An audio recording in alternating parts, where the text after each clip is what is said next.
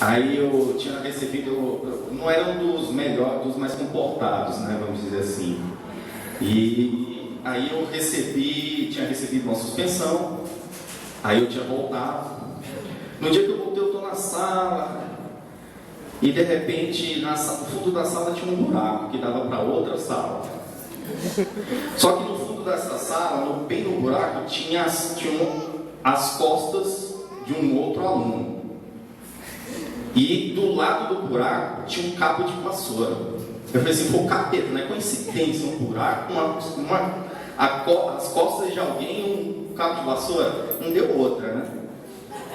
Aí eu só vi o grito, ai! Aí aparece o cara bem na porta da sala assim. Aí o cara pergunta assim, quem foi? Eu falei assim, cara, desculpa, eu estava lendo o livro aqui e não vi quem foi. Aí de repente chegou a diretora e falou assim, ó, vamos conversar. Aí quando eu cheguei na sala dela, ela falou assim, ó, aí eu falei assim, até estava levando tranquilo. Ela falou assim, ó, seu caso é para transferência. Aí eu falei assim, Senhor amado. Aí eu comecei a gelar, comecei a tremer. E aí minha mãe foi no colégio nesse dia. E a mãe é assim, ela nunca vê quando você está errado. Para ela você é sempre santo. Aí minha mãe ainda brigou com a diretora. E incrivelmente eu não fui expulso. Glória a Deus por isso. Amém. Vamos lá. Eu queria.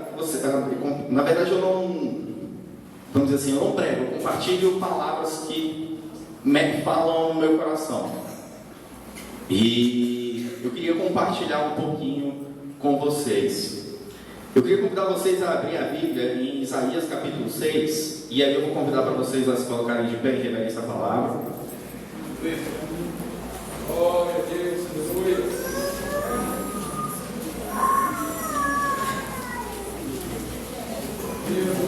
Essa luz apaga. Obrigado. Todos acharam? Diga amém. Está aqui também, né? Então vamos lá. Alguém não achou? Diga misericórdia. Amém. Isaías capítulo 6 diz assim: no ano em que o rei Uzias morreu, eu vi o Senhor assentado num trono alto e exaltado, e a aba de sua veste enchia o templo.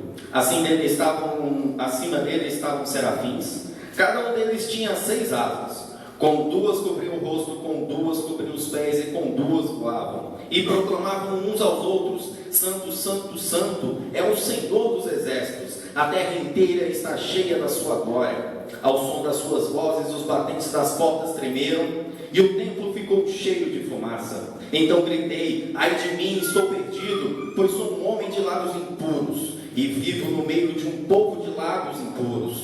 Os meus olhos viram o Rei, o Senhor dos exércitos. Logo um dos serafins voou até mim, trazendo uma brasa viva, que havia tirado do altar com uma tenaz. Com ela tocou a minha boca e disse: veja isto, tocou os seus lábios, por isso a sua culpa será removida, e o seu pecado será perdoado. Então ouvi a voz do Senhor conclamando: quem enviarei? Quem irá por nós? Eu respondi: eis-me aqui, envia-me a mim. Senhor, neste momento eu peço que seja o teu Santo Espírito a falar, Senhor, aos nossos corações. Esvazio-me, Senhor, de mim, e peço, Senhor, que seja apenas um canal. O Senhor já falou muito aos nossos corações até aqui, e queremos receber mais a tua presença, mais o teu Santo Espírito. Eu assim clamo e te louvo, Senhor, desde já, em nome de Jesus. Amém. Podeis assentar. Eu vou ser bem breve. Vamos lá. Aqui a gente tem o início do ministério de Isaías, e fala sobre um rei chamado rei Uzias. E a gente vê que o ministério de Isaías só tem início quando o rei Uzias morre. É engraçado porque nenhum outro ponto da Bíblia, além do livro de Isaías, faz referência cronológica com a morte de um rei. Apenas Isaías faz isso 2 vezes. E não é por acaso. Então agora ele faz referência que ele só viu o Senhor no dia em que morreu rei Uzias. Vamos entender agora quem é o rei Uzias. Quem foi o rei Uzias? Abramos em 2 Crônicas capítulo 26.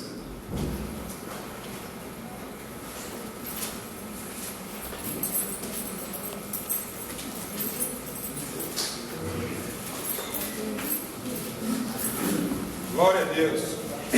Glória a Deus.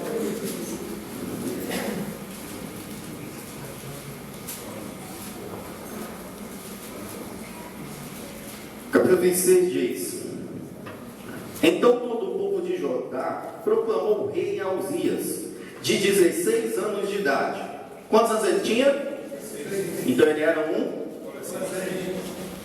no lugar do seu pai Amazias.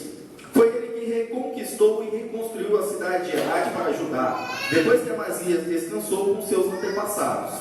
Uzias tinha 16 anos de idade quando se tornou rei, e reinou 52 anos em Jerusalém. Sua mãe era de Jerusalém, chamava-se Jeconias. Ele fez o que o Senhor aprova, tal como seu pai Amazias, e buscou a Deus durante a vida de Zacarias, que o instruiu no temor de Deus. Enquanto buscou o Senhor, Deus o fez prosperar. Ele saiu à guerra contra os filisteus e derrubou os muros de Gate, de Jabne e de Asdod. Depois reconstruiu cidades próximas a Asdod e em outros lugares do território filisteu. Deus ajudou contra os filisteus, contra os árabes que viviam em Gurbaal e contra os meunitas. Os amonitas pagavam tributo a Uzias e sua fama estendeu-se até a fronteira do Egito, pois havia se tornado muito poderoso. Eu queria que, vamos pular para o versículo 16, e diz assim: Entretanto, depois que Uzias se tornou poderoso, o seu orgulho provocou a sua queda. Vamos lá. A gente vê Uzias, um jovem de 16 anos. O seu pai, então, ele morre, e aí ele assume o trono como rei. Então vamos lá. Aqui diz que ele buscou o Senhor enquanto é destruído por Zacarias. Primeiro ponto, vamos lá. Quem é o rei Uzias? O rei Uzias, vamos trazer como uma figura nas nossas vidas, é tudo aquilo que nos impede de vermos a Deus.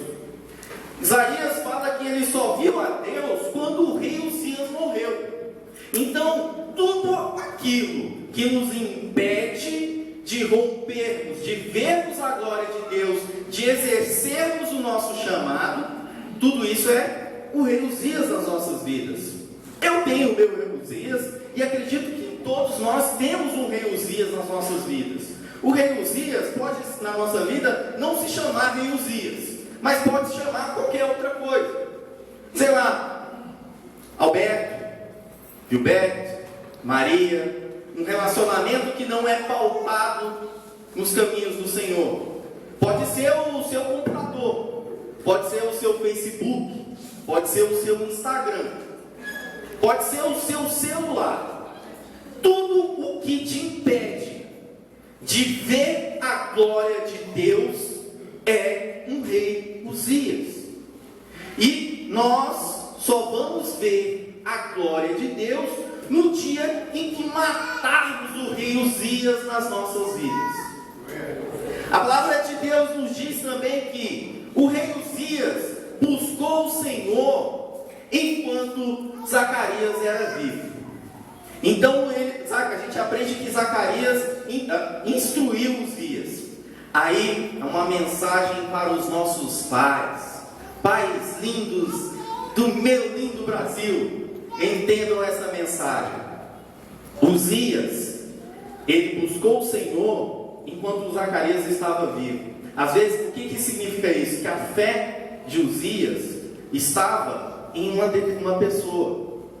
Nós temos que, como foi falado aqui, nós temos que pais, ensinar os seus filhos não a ir à igreja, mas ter paixão pelo Evangelho, paixão por Cristo, em fazer entender o porquê ele vai à igreja. Às vezes eu cresci dentro de um evangelho. Muitos são dessa mesma forma. E aí a gente cai naquela prerrogativa de que filho de crente não é crente. Então, muitas das vezes os pais empurram, falam, tem que ir para a igreja, tem que ir para a igreja. Mas acaba sendo uma obrigação para ele e não um prazer.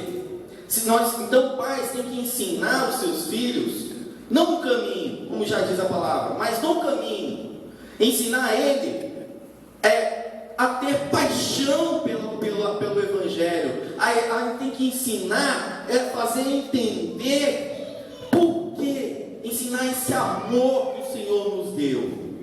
Aí a gente fica falando assim, meu filho é adolescente, ele é uma mente complicada, é difícil, é mesmo. O Cadu falando aqui, vendo aquelas imagens, eu lembro da minha época de adolescente, que não é tão distante, só o cabelo que eu não tenho mais, mas um dia desse.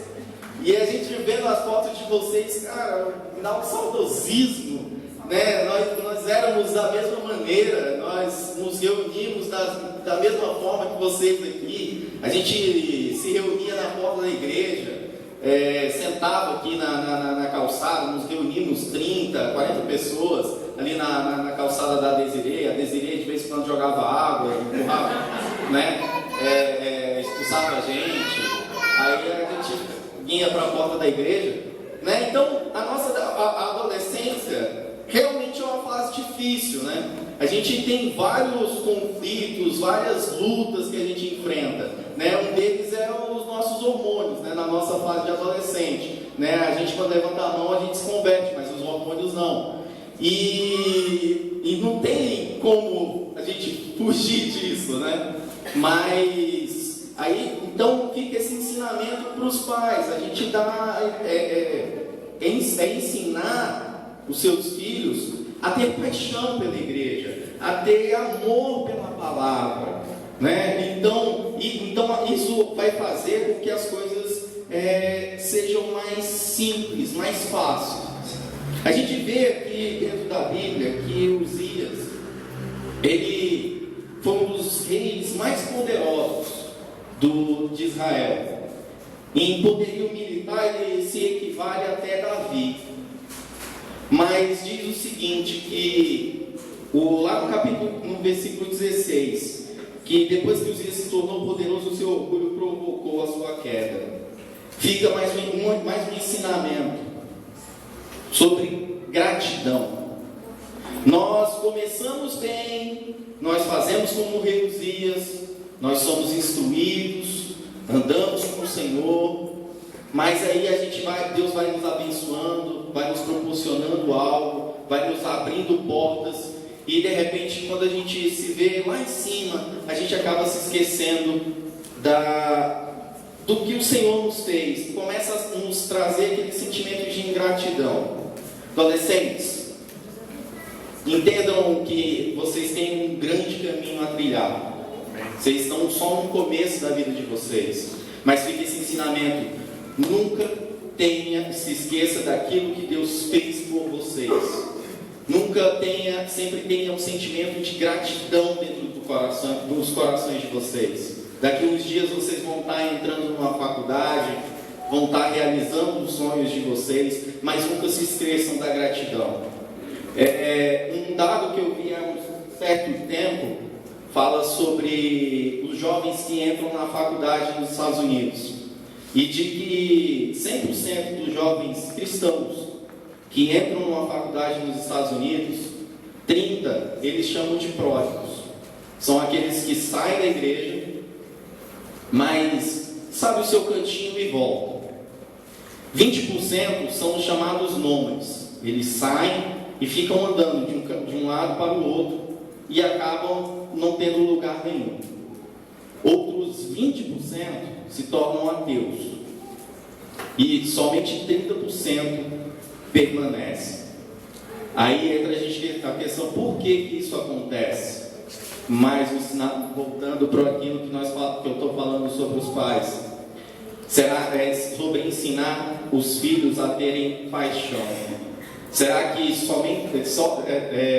20% que se tornaram ateus, os outros 20% que se tornaram nômades, os outros 30% que se tornaram pródigos, por que eles saíram? Por que eles abandonaram o caminho do Senhor? Por que eles deixaram a igreja de lado? Nós temos a responsabilidade dos pais de ensinar os filhos a terem paixão pelo Evangelho, paixão pela igreja, reacender essa chama. Como o Júnior mesmo falou, eu me empolgo quando ele fala do trabalho de trazer realmente vocês adolescentes a terem essa paixão. É louvável esse trabalho. Fico feliz de ouvir palavras, que esse ensinamento seja também para os pais, não seja só o Júnior, mas os pais que têm uma parcela maior, de ensinar os seus filhos, seus adolescentes, o caminho, não só o caminho, mas ensinar a ter paixão. Então, nós vemos aqui quem foi o rei Uzias? Aprendemos aqui que o rei Uzias é tudo aquilo que nos impede que rompamos, nós exerçamos realmente esse chamado de Deus. Então, nós só vamos adolescentes, em geral, nós só vamos viver uma vida de santidade, só vamos romper ministérios, pregadores só vão nascer, ministros de louvor só vão nascer o dia que o rei Uzias morrer. Eu não sei qual é o teu rei Uzias, eu sei o meu, mas você sabe qual é o teu rei Uzias, o que te impede de viver a glória de Deus na tua vida.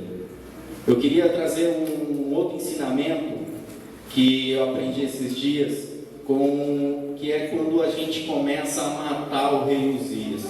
O que acontece? Eu queria que vocês abrissem comigo lá em Êxodo capítulo 3, jogo rápido. Eita, meu Deus.